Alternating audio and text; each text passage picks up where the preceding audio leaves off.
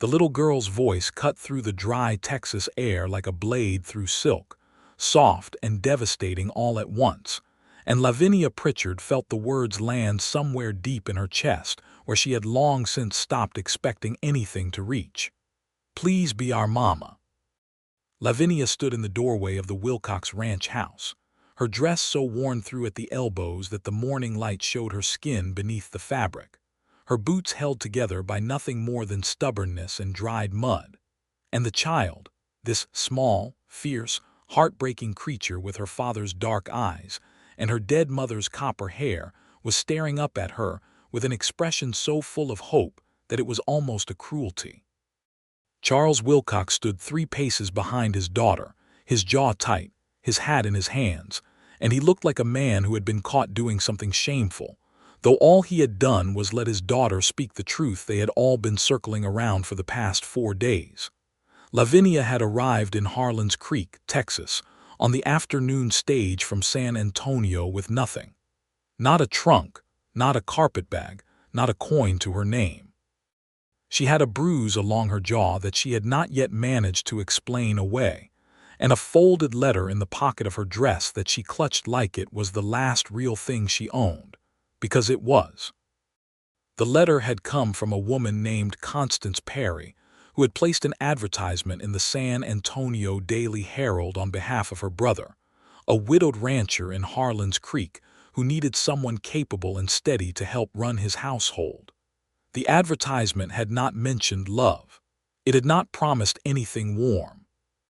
It had used words like responsible position and fair wages and Christian household, and Lavinia had read it standing in the rain outside the newspaper office, and had felt something she could only describe as a door cracking open in a room that had been sealed shut for a very long time.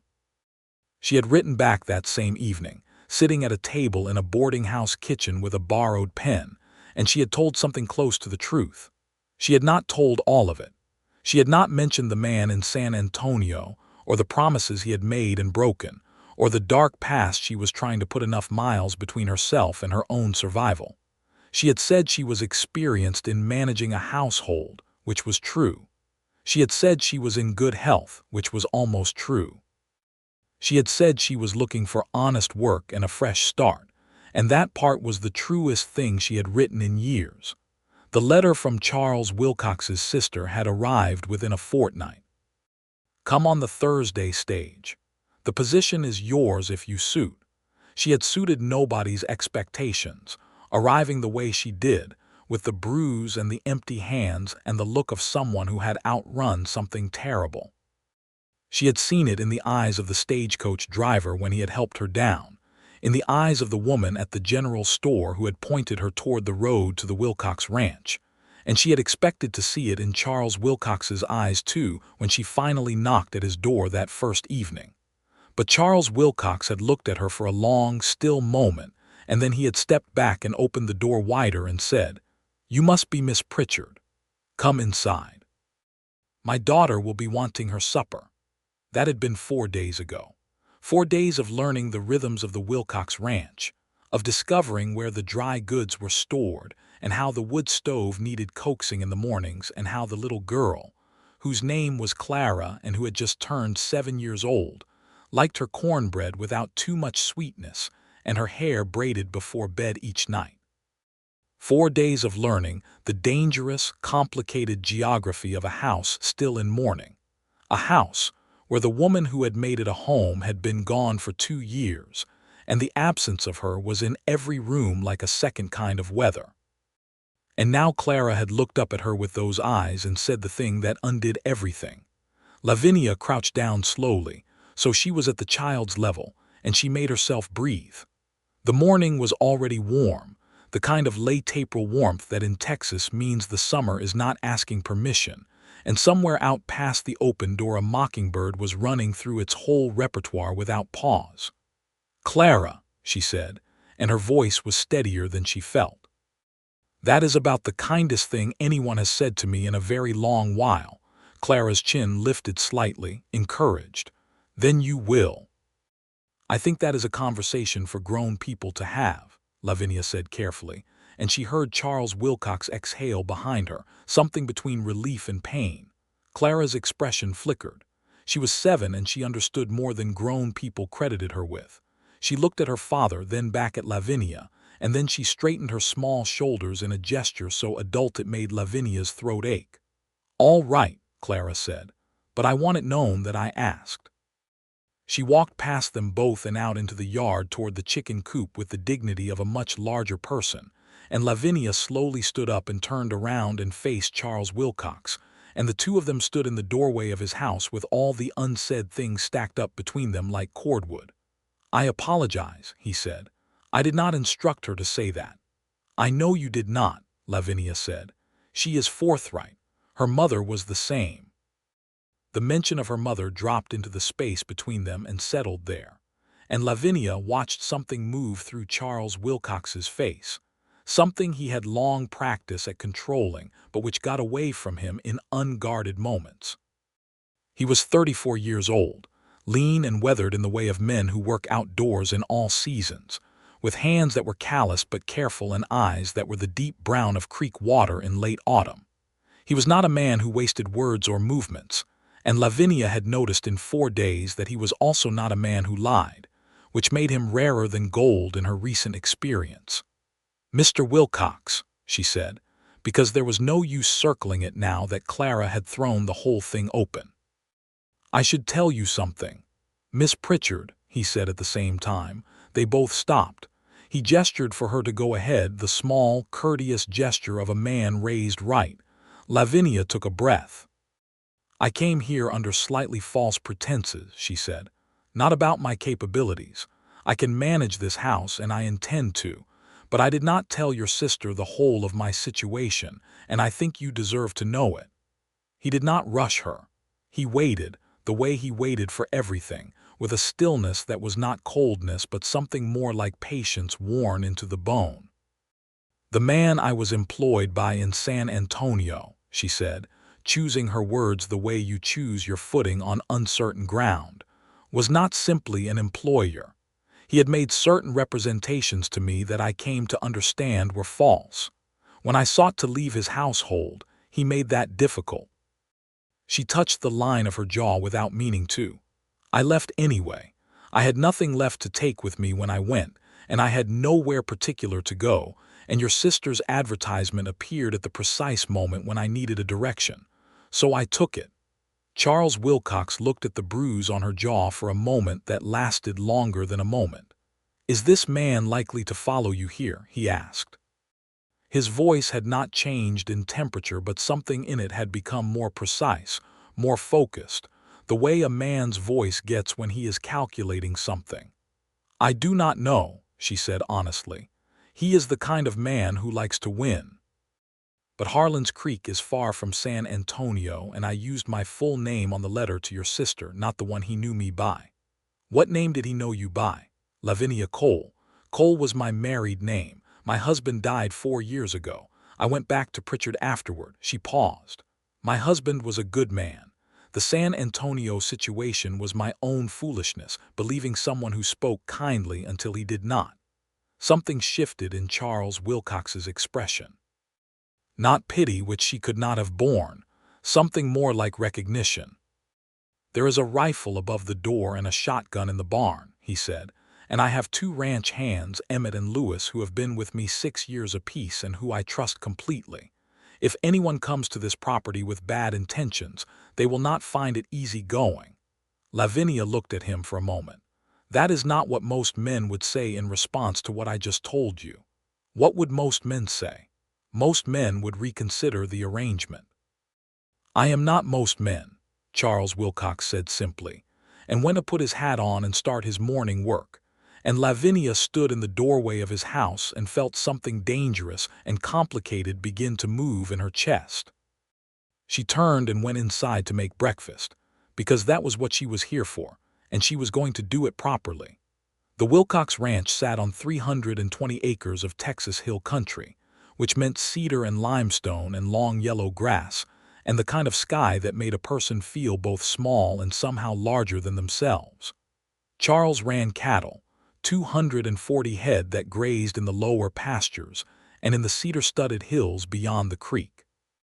He had built the ranch house himself 8 years ago when he had married Alina Hurst of Fredericksburg, who had been 22 to his 26, and who had loved him with a straightforwardness that was as clear and as sustaining as good water. Alina had died in the winter of 1881 from a fever that the doctor in Harlan's Creek had been powerless against, and she had left behind a husband who did not know how to stop working because stopping meant thinking, and a daughter who had her mother's hair and her father's stubbornness, and a hole in her life shaped exactly like a mother. Lavinia learned all of this slowly, in pieces, the way you learn the layout of a house you are new to. Some of it she learned from Clara, who talked with the fearlessness of a child who had not yet understood that some subjects required caution. Some of it she learned from Emmett Greer, the older of the two ranch hands, a 50-year-old man from Georgia who had come west after the war and who had opinions about everything and shared them freely while he was mending fence or hauling water. Some of it she learned from the house itself, from the way it was arranged and what was in it and what was conspicuously not in it anymore. Alina's dresses were gone from the bedroom wardrobe. Lavinia had noted that when Charles had shown her the small room off the kitchen that was to be hers, and she had glanced through the open bedroom door and seen the wardrobe standing open and half empty.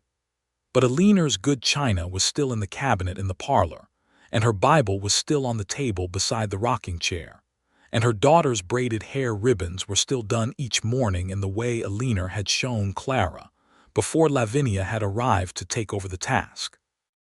On the 5th morning, Clara presented herself at the kitchen table with her hair loose and held out a ribbon and looked at Lavinia with a directness that was entirely her father's. "Papa does it wrong," Clara said. "He makes it too loose. It falls out before noon." "Then we will make it tight enough to stay," Lavinia said, and took the ribbon, and Clara turned her back and held herself very still while Lavinia worked the copper hair into a neat braid. "You do it like Mama did," Clara said quietly when Lavinia tied off the ribbon. Lavinia's hand stilled for just a moment. "Did I? The way you start at the top and pull it straight before you begin." "Mama was particular about that. My own mother was particular about it too," Lavinia said. "She said a braid that starts crooked ends crooked." Clara turned around and studied her. "What was your mama like?" "She was a practical woman," Lavinia said. "Very little frightened her. She raised 5 children in a 2-room house in Missouri, and she never once complained about the size of the house, only about the behavior of the children." Clara almost smiled. "Did you behave?" "Not especially well," Lavinia admitted. "I was the second youngest, and I believe that entitled me to liberties it did not actually entitle me to." Clara's almost smile became a real one, just briefly, and then she slid off the bench and went to put on her boots, and Lavinia stood at the kitchen table with the warm memory of a child's trust settling over her like something she had not earned yet, but was being offered anyway. That evening Charles came in from the range later than usual, dusty and tired in the way that goes all the way down, and Lavinia had kept supper warm on the back of the stove. Clara was already asleep. She had fallen asleep at the kitchen table over her reading primer, and Lavinia had carried her to bed, which had been both a practical necessity and an ache she could not name. Charles ate without speaking for a while, which was his habit, and Lavinia sat across from him with a cup of coffee and went over the list she had been making of what the household needed. She had found the pantry in a state that indicated a man and child eating for survival rather than for any kind of comfort, and she had been methodically addressing it. "You need more flour," she said, "and salt pork, and if there is a garden space it should be turned over soon if you want anything from it by summer." "There is a garden space behind the house," he said. "Alina kept it. I have not touched it in 2 years. If you do not mind, I would like to." He looked at her across the table. In the lamplight he looked less guarded than he did in daylight, which she suspected he would not be pleased to know. "You do not have to ask permission for things like that," he said. "This is your household to manage. That was the agreement." "The agreement was made with your sister," she said, "and I have not yet formally agreed to anything with you. He was quiet for a moment. "That is a fair point," he said. "Miss Pritchard, will you stay?" "What are the terms?" He named a wage that was fair, more than fair for Texas in 1883. He told her she would have Sundays free after the morning chores and could attend the church in town if she wished, which was 3 miles by road or 2 miles across the creek pasture. He told her she was welcome to any of the garden's yield for her own use and that she would take her meals with the household. "And Clara," Lavinia said. He looked at her steadily. "What about Clara? I want to understand what you are expecting from me with regard to her, because managing a household is one thing and being present for a child is another, and I want to be clear about what I am agreeing to." He set down his fork. "What are you asking me?" "I am asking whether you want me to maintain a professional distance from your daughter, or whether you are willing to allow her to," she searched for the right word, "to become attached."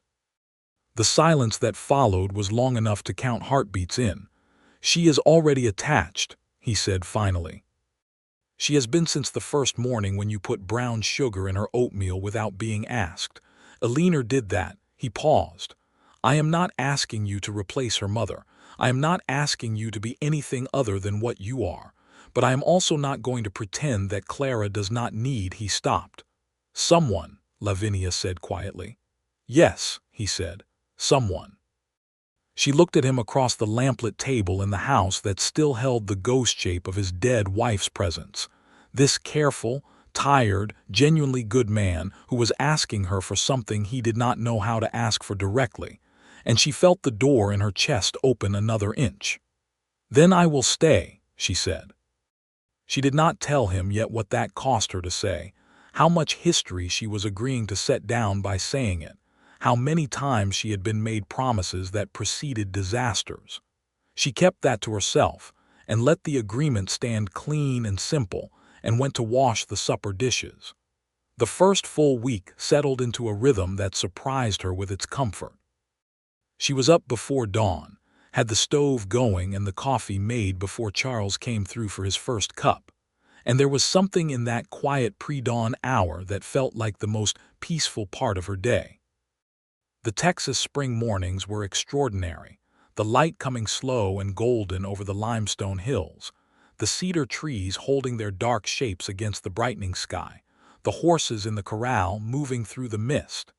She would stand at the kitchen window with her coffee and let herself simply look at it, this uncomplicated beauty, and feel something in her slowly unclenching.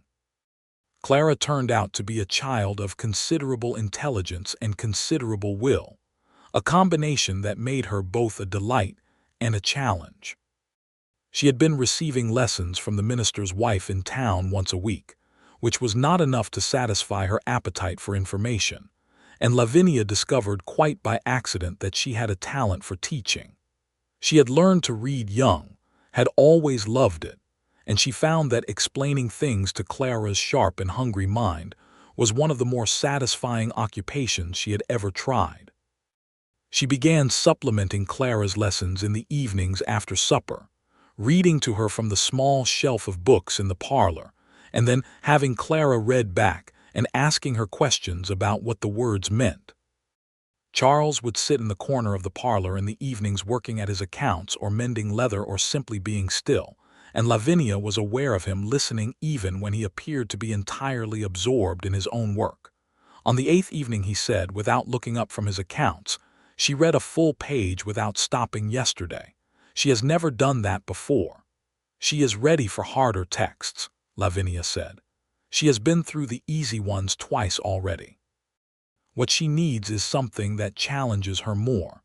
"There is a bookseller in Fredericksburg," he said. "I go to Fredericksburg every 6 weeks or so for supplies I cannot get in town. I could get books." "I will make you a list," she said.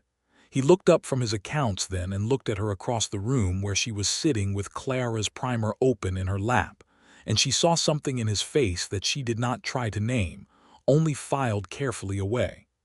The trouble arrived, as trouble does, without announcement and at a bad time. It was the 3rd week of May, and Lavinia was in Eleanor's garden, which she had turned over and planted with beans and squash, and a row of sunflowers along the fence, because Clara had asked for them specifically. She was on her knees with dirt on her hands, and her hair coming loose from its pins when she heard the horses on the road. She did not look up immediately because horses on the road were not unusual.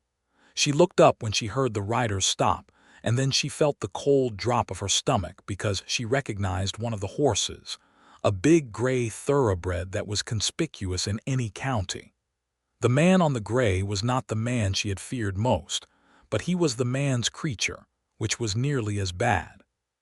His name was Doyle Patterson, and he was the kind of man who had been constructed entirely for doing unpleasant things on behalf of people with the means to pay him. He had a handsome face and dead eyes, and he had been in Harlan's Creek for some time. She could tell by the look of his horse, not a fresh arrival but a man who had been watching and waiting. There was another man with him she did not know. Lavinia stood up slowly, keeping her hands visible and her posture steady, because showing fear to Doyle Patterson was exactly what he wanted, and she was not going to give it to him.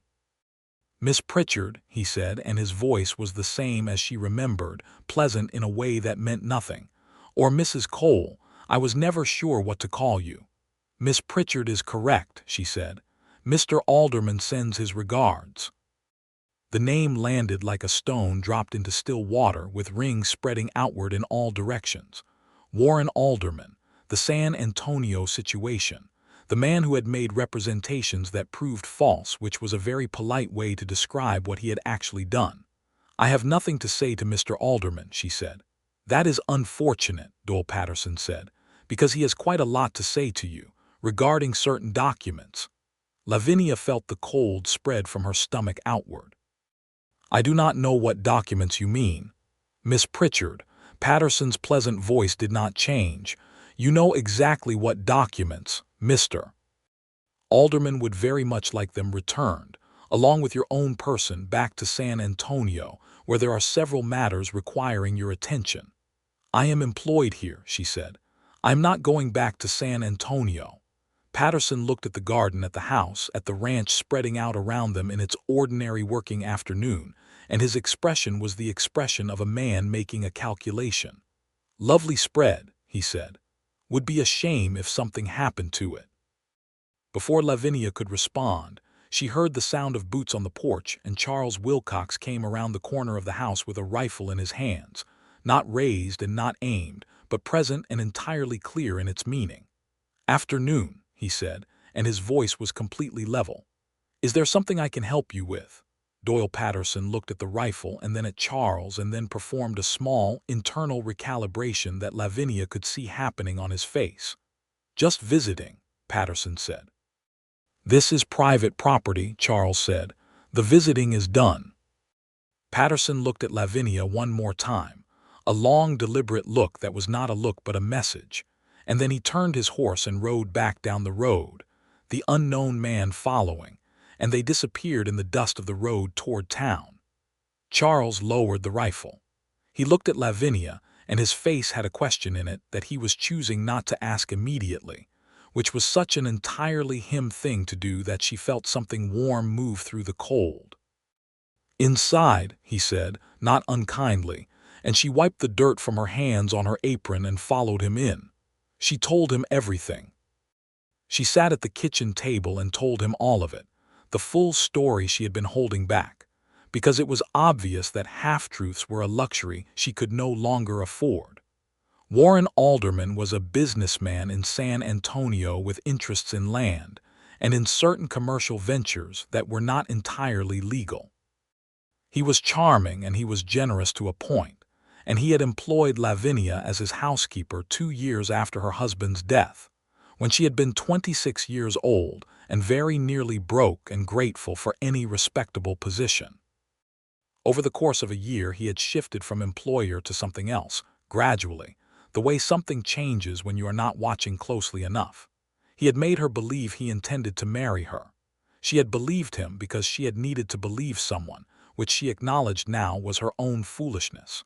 What she had discovered, accidentally, while organizing his correspondence, was that he was already married.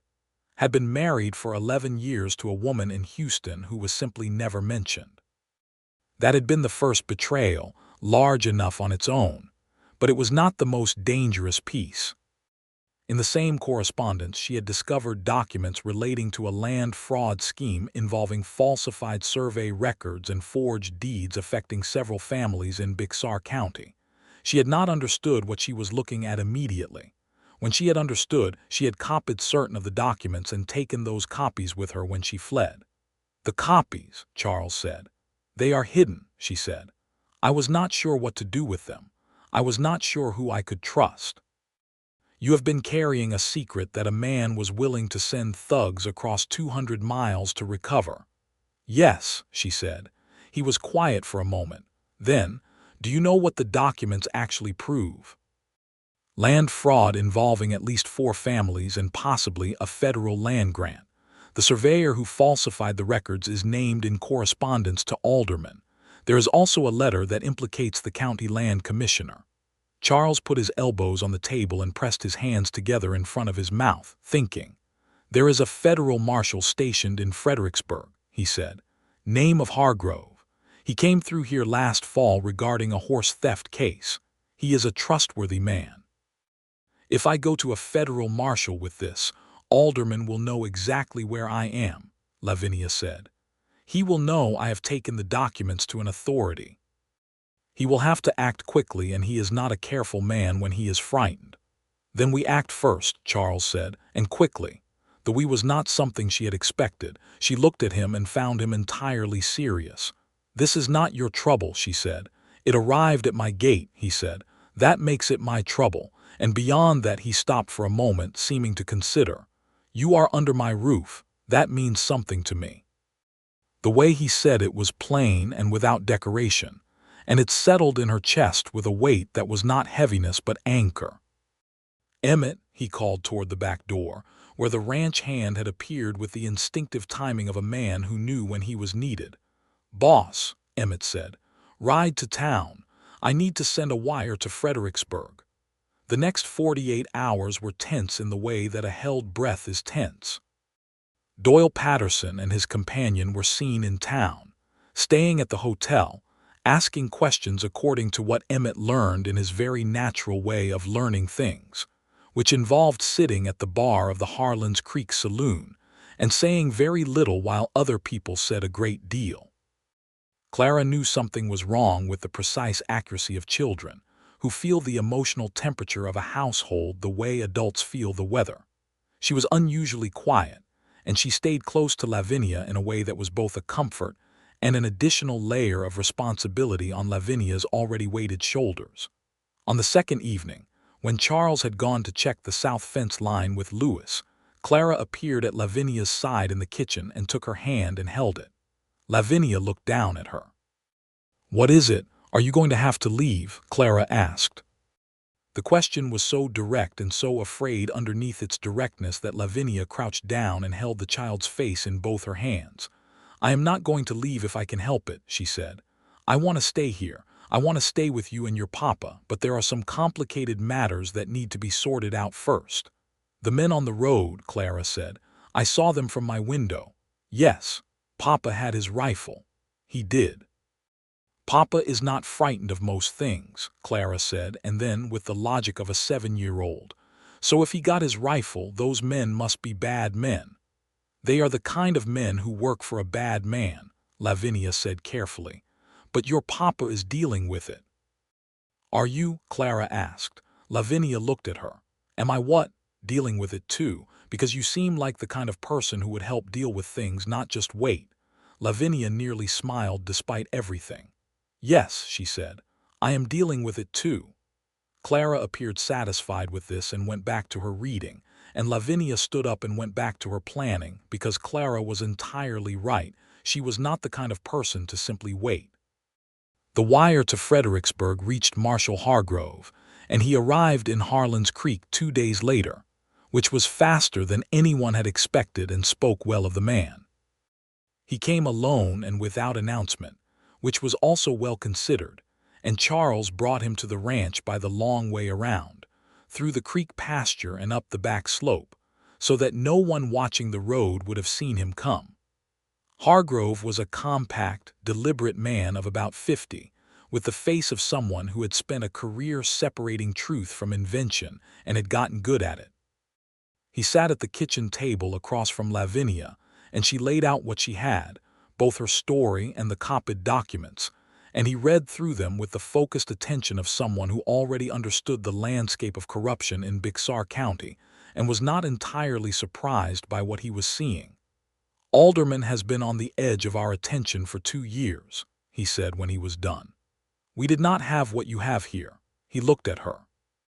"You understand that you will need to make a formal statement and likely testify." "I understand," she said.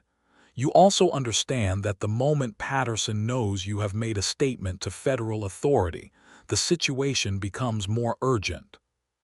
"I understand that too," she said. "Good." He looked at Charles. "I am going to ask you to have your man in town keep an eye on Patterson and his friend. I need 48 hours to wire San Antonio and get deputies moving before I move on Patterson directly. During those 48 hours, I want Miss Pritchard on this property." "She will be," Charles said. "I am sitting right here," Lavinia said, "and I will agree to that on my own behalf." Hargrove almost smiled. "Duly noted, Miss Pritchard." The 48 hours that followed were the strangest in Lavinia's recent life, which was saying something. She was confined to the ranch property by circumstance rather than force, and Charles was present rather than in the far pastures, and they moved through the house and the yard and the ordinary tasks of maintaining a working ranch with the particular awareness of people who are sharing a small space and a large amount of unspoken feeling. On the first evening, Clara fell asleep in the parlor with her head on Lavinia's lap, and Lavinia sat very still so as not to wake her, one hand resting lightly on Clara's back, and Charles sat across the room and watched them with an expression that he made no particular effort to conceal. "She has not done that in 2 years," he said, quietly enough not to wake the child. "Done what?" "Fallen asleep like that. She sleeps with—" He paused. "She holds herself together in her sleep. She has since Eleanor died. She does not fall asleep easily and she does not rest easily." He looked at Clara's peacefully breathing form. "This is the first time in 2 years she has looked like she did before." Lavinia felt the ache of that move through her. "She told me she wanted a mama," she said quietly. "She told me too," he said, "about 12 times in the week before you arrived, after Constance wrote to say she had found someone suitable." He paused. "I told her not to get attached before she met you." "Good advice," Lavinia said. She ignored it. Sensible child. He looked at her with something open in his face, something she was not used to seeing in men of his type, an honesty that had nothing defensive or strategic about it. "Miss Pritchard," he said. "Lavinia," she said, and surprised herself. "If you are going to protect my life with a rifle, you should probably use my Christian name." Something shifted in his expression, a relaxing of the long-held careful tension. "Lavinia," he said, and it sounded right in his mouth, which was its own kind of revelation. "I want to say something, and I want you to hear it without thinking it is motivated by the current situation or by gratitude or by anything except what it is." She waited. "I do not know you well," he said, "but I know you are honest and capable and brave and that you have been through something that would have sent a lesser person completely apart. And I know that Clara is right." He stopped. "Not about the mama part. I am not saying that. I am saying that you belong here, in whatever capacity you choose. And I would very much like the chance to know you better when all of this is behind us." The lamp burned between them. Clara breathed softly against Lavinia's lap. Outside, the Texas night made its vast and indifferent sounds. "I would like that too," Lavinia said. She meant it. She was terrified by how much she meant it. The 48 hours ended with considerably more noise than Marshal Hargrove had perhaps intended, because Doyle Patterson turned out to be a man who had an instinct for when the weather was about to change, and he did not wait for the full time to elapse. He and his companion arrived at the Wilcox Ranch on the second morning before full light, and what followed was a tense and dangerous hour that resulted in a broken window in the barn, a great deal of shouting, Emmett Greer distinguishing himself considerably with a well-placed warning shot from the barn roof, and the eventual arrival of Marshal Hargrove and 2 deputies who had ridden through the night from Fredericksburg at rather better speed than expected. No one was killed, which was the best outcome. Patterson and his companion were taken into custody. Patterson, who was the kind of man who understood when a situation had shifted beyond his ability to manage, gave up Warren Alderman in San Antonio with remarkable speed, which led to Alderman's arrest by federal deputies 10 days later, and the beginning of what would become a lengthy legal proceeding. Lavinia gave her formal statement to Marshal Hargrove and 2 San Antonio federal deputies who came to Harlan's Creek specifically for that purpose. She sat in the parlor of the Wilcox Ranch house with her back straight and her voice steady, and told the full truth of everything she had witnessed and copied and carried across 200 miles of Texas. And when she was done, the older of the 2 deputies told her she had more nerve than most men he had dealt with, which she took as the compliment it was intended to be. The window in the barn was fixed within the day. Life resumed. But life resumed differently, with something acknowledged in it that had not been acknowledged before. Charles came in from the range each evening and looked for her in the kitchen or the parlor or the garden with a directness he had not permitted himself earlier, and she found herself looking for him in the same way, the watching for that people do when someone has become a fixed point of their internal landscape without quite announcing it. Clara noticed. Clara noticed everything. "You smile different when Papa comes in now," she told Lavinia one morning with the serene delivery of someone sharing an obvious fact. "Do I?" Lavinia said. "And Papa's eyes are less sad," Clara said. "They were very sad for a long time. They are less sad now." Lavinia kept her hands moving on the bread dough and did not try to manufacture a response to this, because there was not one that would do justice to it. The first Sunday in June, Charles drove Lavinia and Clara to the church in town, which was a small white clapboard building on the main street next to the post office, and which was attended by most of Harlan's Creek in a community that valued Sundays as much for the social architecture as for the spiritual. Lavinia had been to church twice before on her own, and had felt the town's awareness of her as the new woman out at the Wilcox Ranch, the object of significant friendly speculation. Arriving with Charles and Clara was a different thing entirely. She was aware of it the moment they stepped down from the wagon, the slight adjustment in the collective attention of the town, the small recalibration of how people read the situation, the warmth that came into the greetings they received. After the service, standing outside in the June sunshine, a woman named Ruth Harmon, who was the wife of the feed store owner and appeared to be the social center of gravity for Harlan's Creek, took Lavinia's hands and said, "We are very glad you are staying. Charles has needed someone and Clara has needed someone, and you are exactly the right kind of person." She said it simply and without coyness, and Lavinia understood that Ruth Harmon was the kind of woman who said true things without making them complicated. "Thank you," she said. Driving home through the hill country afternoon, the June light long and golden on the cedar and limestone, Clara fell asleep between them on the wagon seat, her head tipping sideways until it rested against Lavinia's arm. Charles looked at his daughter and then at Lavinia and then at the road ahead of them. His shoulder was close to hers. The wagon moved through the beautiful, ordinary country, and the silence between them was of the kind that does not need filling. "Ruth Harmon will have told everyone in the county by morning," he said. "Told them what?" Lavinia asked. "That things have changed," he said simply. "Have they?" She was looking at the road too, not at him. "I believe they have," he said. "If you agree." She considered it.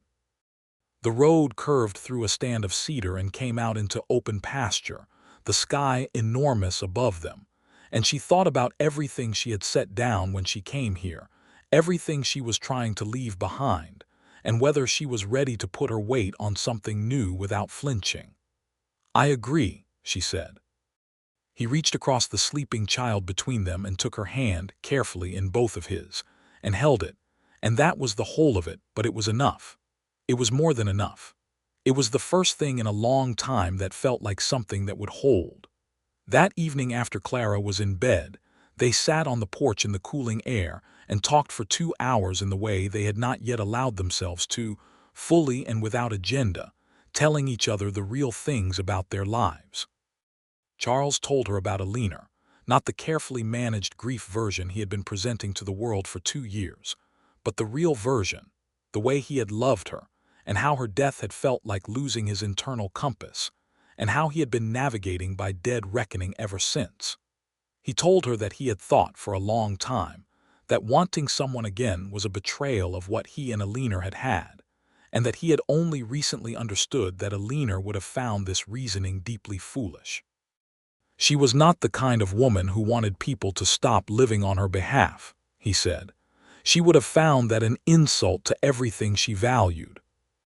She sounds like someone worth knowing, Lavinia said. She was, he said. She would have liked you. She had no patience for people who could not think for themselves and considerable admiration for people who could. He looked at her sideways in the dark. She would have said you were good for me. Lavinia felt the warmth of that, the generosity of it, the way it made room rather than displacing something. She told him about her husband, James Pritchard, who had been a schoolteacher in Kansas City and a genuinely kind person who had died of tuberculosis before they had managed to have children, which had been the plan, and which had become one of the quiet, persistent regrets she carried. She told him about the years after James, the years of managing other people's households and navigating the particular vulnerability of a woman without family or property in the American West, the compromises and the vigilances required, the way you learned to read people very quickly because you could not afford to read them wrong. You were right not to trust Alderman, he said. You read him right when it mattered. I read him too late, she said. No, he said firmly. You got out. That is reading correctly. People who read correctly do not always get it on the first try. They get it in time. She looked at him. In the dim light from the house behind them, his face was clear and serious. You are an unexpectedly kind man, she said. My mother would be relieved to hear you say that, he said. She invested considerable effort in the project. She laughed, actually laughed, and the sound of it surprised her, how unguarded it was, how it came from somewhere that had been silent for a very long time. He was watching her when she stopped laughing, and his expression was entirely open and entirely undefended. And she understood in that moment that this man was not going to be careful with her feelings from a strategic distance. He was going to be careful with them the way you are careful with something real, which is the only kind of care that matters. Lavinia, he said. I know, she said. I have not said it yet. I know, she said again, softer. I would like to, he said, when the time is right. Then I will wait, she said, and meant it, and the night around them was full and warm and permanent feeling, the way very few nights in a life have the fortune to be. Summer came to the hill country with full force, the kind of Texas summer that is not polite about announcing itself, heat that rose from the limestone by mid-morning and did not relent until well after dark. The ranch work intensified with the season, the cattle needing more water, the creeks running lower, the grass going gold and dry in the pastures. Charles was up before 5 most mornings and rarely in before dark, and Lavinia managed the household with the settled competence of someone who had found their proper territory. She turned Alina's garden into something that produced with abundance, the beans climbing their poles with enthusiasm, the squash spreading across their hills, the sunflowers Clara had requested growing tall and prosperous along the fence, and turning their faces with the sun across the sky each day, which Clara watched with a satisfaction that Lavinia found completely endearing.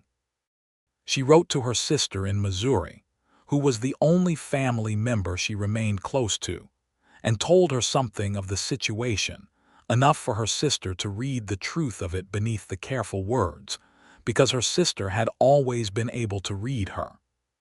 Her sister wrote back with characteristic directness. He sounds like a good man. You deserve a good man. Do not talk yourself out of it with all that independent-minded reasoning you do." Lavinia kept the letter and reread it when she needed reminding. The legal proceedings against Warren aldermen moved through the federal system with the thorough slowness of such things. Lavinia was kept informed by Marshal Hargrove, who wrote occasionally with updates, and she was told she might be required to travel to San Antonio to testify in the formal case. This prospect, which would have filled her with dread 3 months ago, now felt manageable because she was no longer navigating it alone. Charles, when she told him she might need to go to San Antonio, said immediately and without hesitation that he would come with her. She started to protest because his ranch needed him and because she was perfectly capable of traveling alone. He listened to the protest with patient attention and then said, "I did not say you were not capable of going alone. I said I would come with you. Those are separate statements." She had no good answer for this and stopped arguing. In the middle of July, on an evening when the heat had finally broken with a thunderstorm that came up over the western hills with the dramatic speed that Texas storms specialize in, Lavinia was standing at the kitchen window watching the lightning over the pasture, and the rain coming down in the garden in gray curtains, washing the dust off everything, and making the whole world smell of wet cedar and clean earth. She heard Clara calling for her from the back of the house, the half-alarmed call of a child who has been woken by thunder and wants company, and she went and gathered the child into bed with her and read to her from a collection of fairy tales Charles had brought back from Fredericksburg until the storm passed, and Clara was asleep again. She was coming quietly back through the darkened house when she nearly collided with Charles in the hallway. They both stopped. The rain was lighter now, tapping on the roof with a gentler rhythm. The house was dim and quiet. "She all right?" he said softly. "Fine," she said. "The thunder woke her. She is asleep again." They were standing very close together in the narrow hallway, close enough that she could feel the warmth from him, and he was looking at her with an expression that was not performing any kind of carefulness at all. She started, and then stopped, because she was not sure where she was going to finish that sentence. "Lavinia," he said, and it was the way he said her name that she thought she would remember first, always, the way it sounded like something he had been holding on to. And then he kissed her, briefly and carefully, and it was the kind of kiss that is not casual or experimental but that carries the full weight of someone's intention, and when he drew back his face was serious and searching. "I meant to be more measured about that," he said. "I am glad you were not," she said. He kissed her again, less briefly, and she put her hand against the front of his shirt and felt his heart beating under her palm with the same steadiness she had come to rely on in everything about him.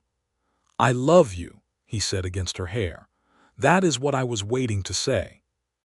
She held on to him in the dark hallway while the rain finished its business outside and the night settled back into stillness. "I love you," she said, and it was the truest thing she had said in so long that the saying of it felt like finding her feet on solid ground after months of crossing uncertain territory. He held her in the hallway for a while, neither of them speaking, because there was nothing that needed saying right then that silence could not say better. Clara found out the next morning, because Clara found out everything, and her reaction was to look at them both across the breakfast table with an expression of supreme and serene vindication, as if the universe had finally gotten around to doing what she had been patiently directing it toward. "I told you," she said to no one in particular, and applied herself to her oatmeal. August arrived, and with it a letter from Marshal Hargrove, confirming that Warren aldermen had entered a plea of guilty to the federal land fraud charges in exchange for a reduced sentence, and that Lavinia's testimony in person would therefore not be required. The plea also named the county land commissioner, whose situation was considerably less comfortable, and the surveyor who had falsified the records. Several of the affected families in Bixar County were in the process of having their land titles restored. Lavinia read the letter twice and then put it down on the kitchen table and let out a breath she felt she had been holding since before she had stepped off the stagecoach in Harlan's Creek. Charles read the letter when he came in and then looked at her across the table with a steadiness that was also relief. "It is done," she said. "It is done," he agreed. "I am not a wanted woman or a hiding woman or a woman with a dangerous secret anymore," she said, and her voice wavered slightly on the last word in a way that surprised her. He came around the table and took her hands, and she stood up, and he held her while she did not quite cry but came very close to it, letting herself feel the full weight of what had been set down. Clara came in from the yard in that moment, saw them embracing, and immediately backed out again with a tact that was absolutely not something she was famous for. They could hear her feet on the porch, waiting a diplomatic interval. Charles and Lavinia both laughed quietly against each other. "She is extraordinary," Lavinia said. "She is," he said. "She gets it from her mother, and then carefully both of her mothers." Lavinia's breath caught. He meant Alina, who had made Clara the child she was. But he also meant something forward-looking, and the tenderness of it, the way he had said it simply without pressure or demand, knowing that she could receive it or set it aside as she needed, made her love him in that moment with a clarity that was almost overwhelming. "Charles," she said. "You do not have to answer anything today," he said. "I am not in a hurry." "I know you are not," she said. "That is one of the things I love about you, but I want to answer." She pulled back enough to look at him. "Yes," she said, "to whatever question you are building toward, yes." He looked at her for a moment with something enormous and careful in his face. "I have not asked it yet," he said. "Then ask it." He was quiet for a moment, arranging himself, and then he said, "Lavinia Pritchard, I would like you to be my wife and Clara's mother, and the person who has the right to stand in this house as though it is yours, because it is, and has been since you turned that garden over and put sunflowers by the fence. Will you marry me?" The August heat was outside. The kitchen smelled of coffee and bread. Clara was on the porch, probably with her ear to the wall, and she would tell everyone in Harlan's Creek within 48 hours. "Yes," Lavinia said, "I will marry you." He kissed her, and she kissed him back with every particle of honest feeling she possessed, and then Clara came through the door with the energy of someone who had been waiting for this exact moment since the first morning with the oatmeal. "Did she say yes?" Clara demanded. "She said yes," Charles confirmed. Clara's face achieved a kind of joy that Lavinia would keep the memory of for the rest of her life, uncomplicated and total and brilliant. The joy of a child who has been given back something they thought was lost. She crossed the kitchen and put her arms around Lavinia's waist with the complete confidence of a child who knows she is welcomed. And Lavinia held her and looked over her copper head at Charles, this man who had given her a door to come in through when she arrived with nothing. And she understood that this was what the beginning of her real life looked like.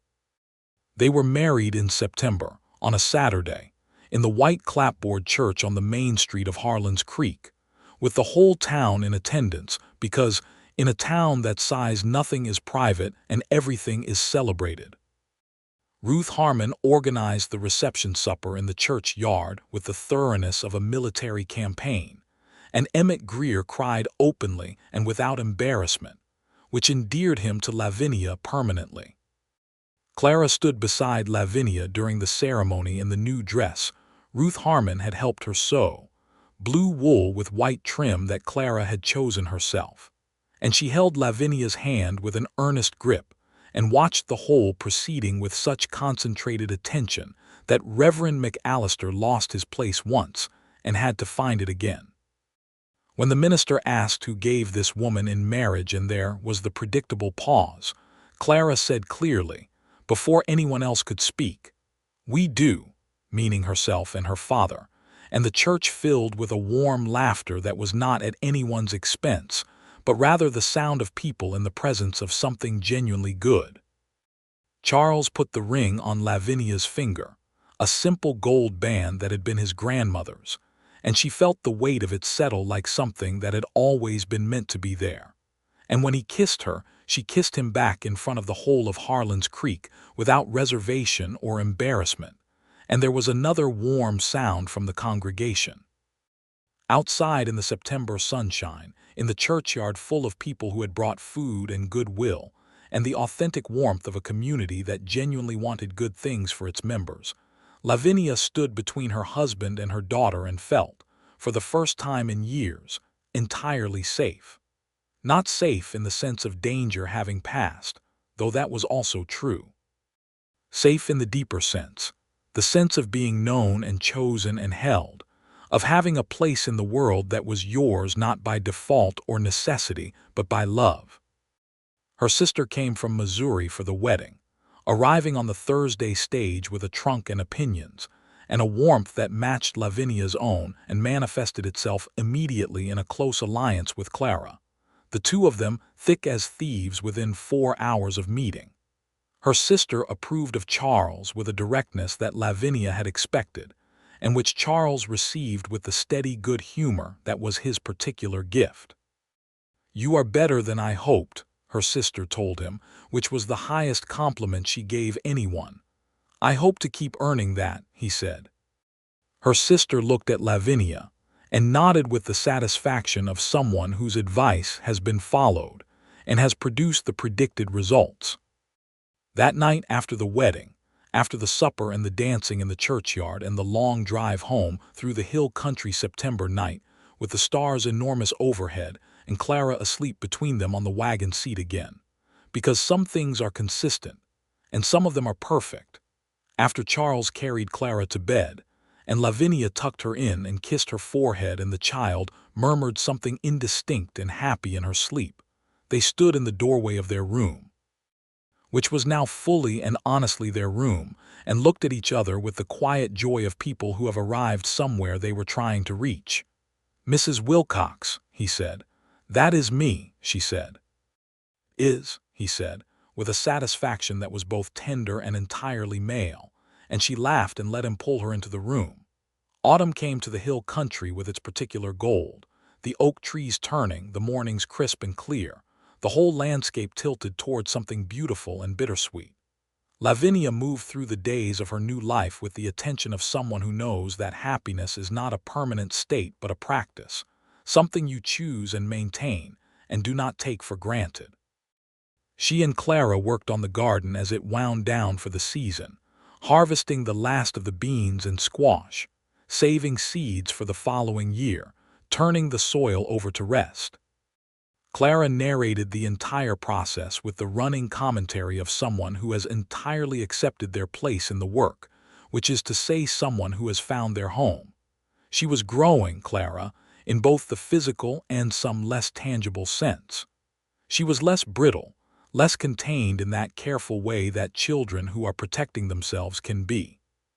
She laughed more freely and argued more cheerfully and brought home questions from her lessons in town that were becoming more sophisticated by the week, which was both a delight and a challenge that Lavinia thoroughly enjoyed. In October, Lavinia wrote to her sister with news that she was expecting. The letter took 3 days to reach Missouri, and her sister's reply arrived in 2 weeks flat, which must have required the postal service to exert itself.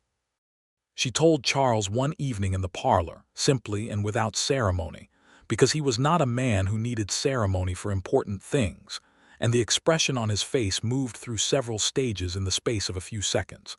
Surprise, then something deep and wondering, then the particular joy of a man who has been given more than he asked for and knows it.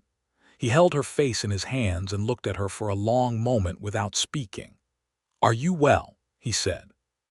"Is everything?" "I am well," she said. "The doctor in town confirmed it last week. Everything is as it should be." "When?" "April," she said, "or thereabouts." April, the month she had arrived in Harlan's Creek with nothing, stepping off a stagecoach with a bruise on her jaw and a folded letter and no idea what she was walking toward. April would bring something else entirely now. Clara was told the following morning at breakfast, which Lavinia and Charles agreed was the right timing, straightforward and first thing, so she had no sense of having been told last. Clara put down her spoon and looked at them both and then looked at her hands for a moment and then looked back up. "I will be an older sister," she said. "You will," Lavinia said. I have never been an older sister before. No one has before their first time, Lavinia said. Clara considered this with the gravity it deserved. I will be good at it, she said with confidence. I have no doubt, Charles said. I want to help pick the name, Clara said. We will discuss names together, Lavinia said. Clara nodded. The negotiation concluded to her satisfaction, and retrieved her spoon, and returned to her oatmeal with the manner of someone whose worldview has just expanded in a direction they consider entirely positive. The winter that followed was cold by Texas standards, which meant it was nothing like Missouri or Kansas, but it was cold enough for fires, and for the kind of evenings that suited domesticity and closeness. The ranch work slowed with the season, and Charles was home more, and the four of them, counting Emmett and Louis, who were part of the household in the way of people who have been with a place long enough to be woven into it, settled into the rhythms of winter with a contentment that was all the more vivid for being earned. Lavinia taught Clara more formally through those months, building a proper curriculum out of what books they had and the occasional new ones from Fredericksburg. Clara was reading above her age level and developing a particular passion for geography, which led to long evenings with the atlas spread on the parlor floor and Lavinia telling her about places they were both looking at together, and Clara asking questions that sometimes Lavinia could not answer, which she always admitted freely and which always led to the answer. Then we will find out, and the finding out was half the pleasure. Charles, who had not been a great reader before, began reading more that winter, pulled in by the evenings of books and discussion, and the particular magnetic pull of a household that thinks together. He had opinions about what he read, strong ones, expressed with the quiet directness that was his manner in everything, and Lavinia found arguing with him one of the better pleasures of her days. In February, she received the final legal notification from the federal court in San Antonio. Warren Alderman had been sentenced to 4 years in federal prison. The county land commissioner was awaiting sentencing. The affected families had received their land titles. It was concluded. The document went into the box she kept under the bed, the box that now held her wedding papers and Clara's school records and the letter from her sister, and she closed the box and felt the last of it settle into the past where it belonged. March arrived with the particular urgency of Texas springs, the wildflowers starting in the low pastures and the whole ranch coming alive again after the winter's pause. Lavinia was large with the baby now, moving through the house with the adaptations that the final weeks of pregnancy require, and Clara had appointed herself general assistant and shadow with an attentiveness that sometimes required gentle management. I do not need to sit down every time you ask me to sit down, Lavinia told her one morning. Mama, Clara said, using the word with the ease of someone who had been practicing it since October and had gotten entirely comfortable with it. I read in Papa's almanac that a woman in the last month of pregnancy should rest frequently. Your father should not let you read the almanac unsupervised, Lavinia said. It was very educational, Clara said. Charles from the doorway said, She has a point about the resting. You are both conspirators, Lavinia said, and sat down, because she was actually tired and because being managed with love was a different thing entirely from being managed otherwise. The baby arrived on the 2nd of April, which Lavinia considered a perfect piece of symmetry that she did not mention to anyone because it would have sounded fanciful. The doctor from town came, and Ruth Harmon, who turned out to have attended many births and who was unflappable and efficient, and exactly the right person to have in a room when difficult things are happening. It was not easy. Lavinia had not expected it to be easy, and she had prepared herself, but it was also not as frightening as she had braced for, because the people around her were steady, and because Charles was in the hallway through all of it, available and present in the way that she had come to know was simply his nature, and because at the end of it she heard the sound she had been waiting for, the sound that rearranges everything, and Ruth Harmon put a baby into her arms and said, A boy, healthy, good set of lungs on him. Charles came in and she watched his face and stored the image of it away in the place where she kept the things she would never allow herself to forget. Clara came in shortly after and looked at her new brother with the focused attention she brought to everything important, studying his small red face and his curled fists with scientific thoroughness. "He is smaller than I expected," she said. "He will grow," Charles said. "What will we call him?" Clara asked. They had discussed names through the winter months with a negotiating process that had been both serious and enjoyable. They had arrived at an agreement that Lavinia was pleased with. "James," she said, looking at Charles, "after my husband who died, and if that is acceptable." "It is more than acceptable," Charles said, and she could see that he understood why she wanted it, the honoring of someone who had been good to her, the bringing of that goodness forward. "James Henry Wilcox," Clara said, testing it. "Henry for your father," she told Charles, who had suggested it. "That is a solid name," she pronounced. "He looks like a James." "He is 20 minutes old," Charles said. "I can still tell," Clara said. James Henry Wilcox was, in the assessment of all who encountered him, a very satisfactory baby. He ate well and grew fast, and had his father's dark eyes and his mother's stubborn expression, and Clara's absolute devotion from the first hour of his life. He occupied the cradle that had been his sister's before him, and was inspected by Emmett Greer with the gravitas due a new ranch citizen, and by Louis Morales with a gentle attention, and a small carved wooden horse that appeared the day after his birth.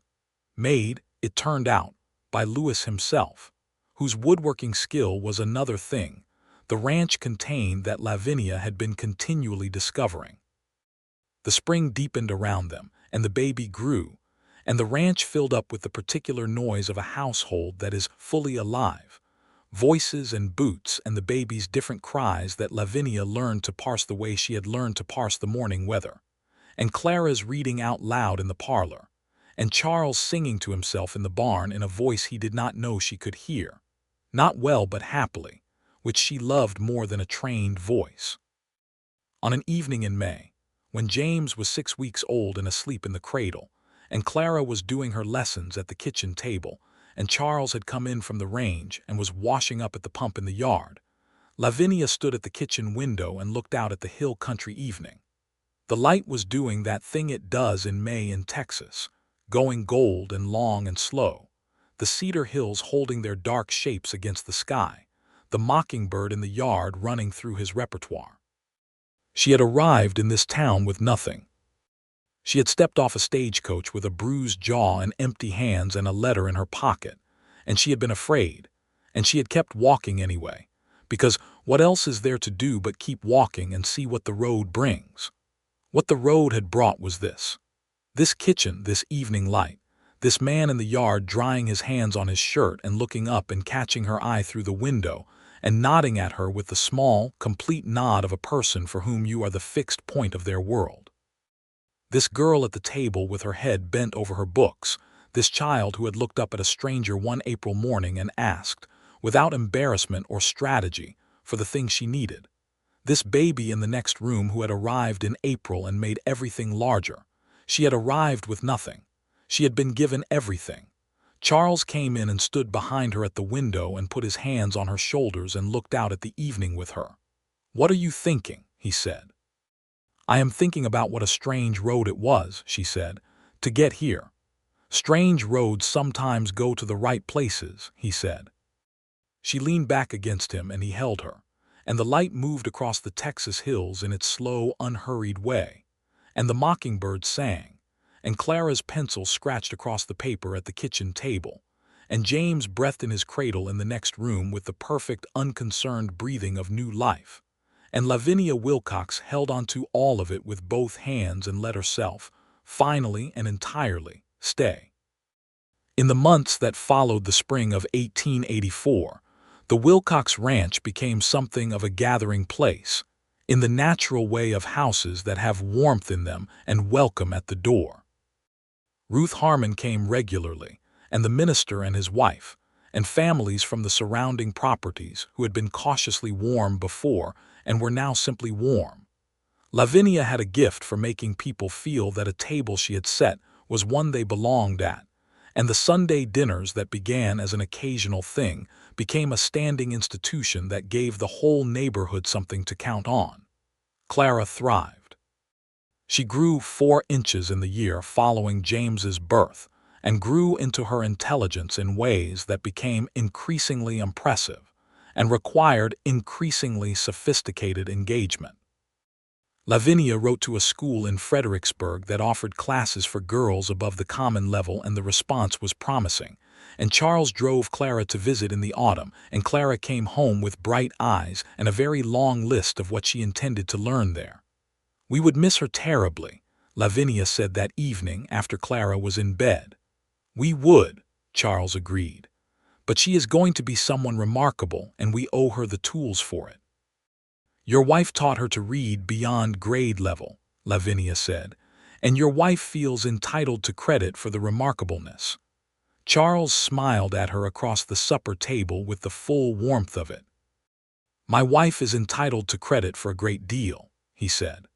Lavinia enrolled Clara in the Fredericksburg school for the following autumn, with the arrangement that Clara would board during the week and come home for weekends and holidays, which required some adjustment from all parties and particularly from James, who by that point was thoroughly addicted to his sister's attention and had opinions about the arrangement.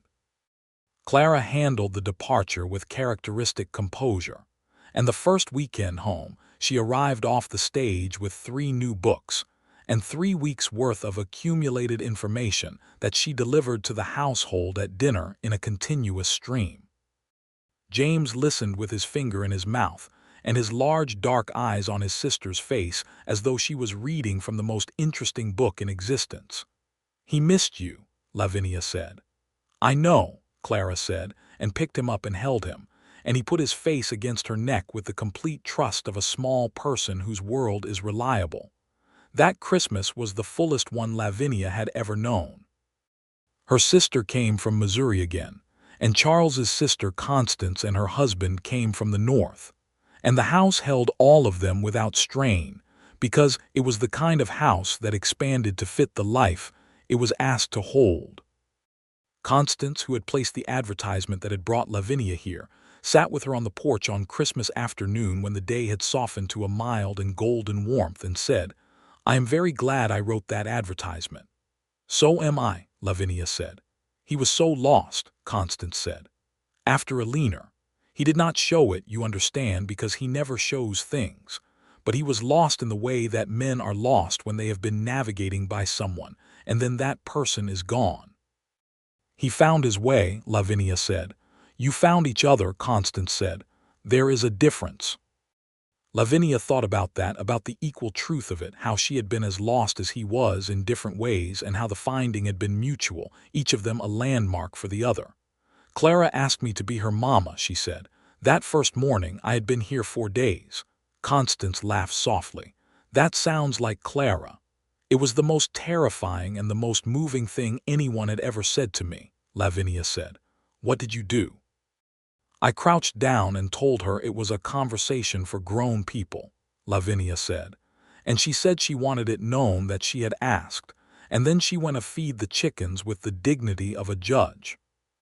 Constance put her head back and laughed properly this time, and inside the house there was the sound of Charles and Clara playing with James, some game that involved a great deal of noise and periodic crashes, and Lavinia sat in the December sunshine and let the sound of her family wash over her. She had arrived with nothing. She had arrived with the only things that matter, as it turns out. She had arrived with her own self, intact and stubborn and capable of love, which when you come to it is not nothing at all. It is everything. The years that followed wrote themselves into the fabric of the Wilcox ranch with the steady accumulation of lived time. James learned to walk and then to run, and proved to have his sister's intelligence and his father's quiet stubbornness, and his mother's particular gift for reading people, which made him, by age 4, both perceptive and dangerous in a card game, a talent his father regarded with a mixture of pride and concern. In the spring of 1886, Lavinia had her second child, a girl they named Eleanor Rose, because it was right, because it honored someone who had loved this family first and made it what it was before Lavinia arrived to continue what Alina had started. Clara, home from Fredericksburg for the birth, held her baby sister with the competence of someone who had been James's devoted caretaker for 2 years and knew what she was doing, and looked at the small face and said, "She has Mama's chin," meaning Lavinia's chin, and Lavinia felt the complexity of that, the layering of it, the way this family held its loves not in competition but in accumulation. Charles looked at his second daughter with the same wondering expression he had had with James, the face of a man who keeps being given more than he asked for and cannot quite believe his fortune. "You are remarkable," he told Lavinia, and she knew he did not mean only the baby.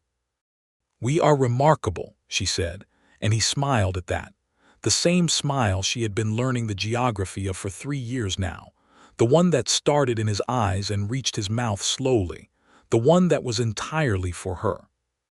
By the summer of 1886, Warren Alderman had served 2 of his 4 years, and the legal business was so thoroughly in the past that Lavinia only thought of it occasionally, and when she did it was with the mild and distant quality of something that had happened to a different version of herself, the version that had gotten on a stagecoach in San Antonio with nothing, and ridden toward an unknown ranch in the hill country, because there was nowhere else to go.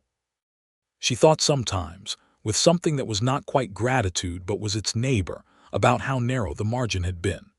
If the advertisement had appeared in the paper a day later, or if she had been too frightened to write back, or if the stage had been delayed, or if Clara had not looked up at her with those honest eyes and said the impossible thing, the thing that had cracked the last careful protective layer around Lavinia's capacity for belonging. "Please be our mama." She had arrived with nothing.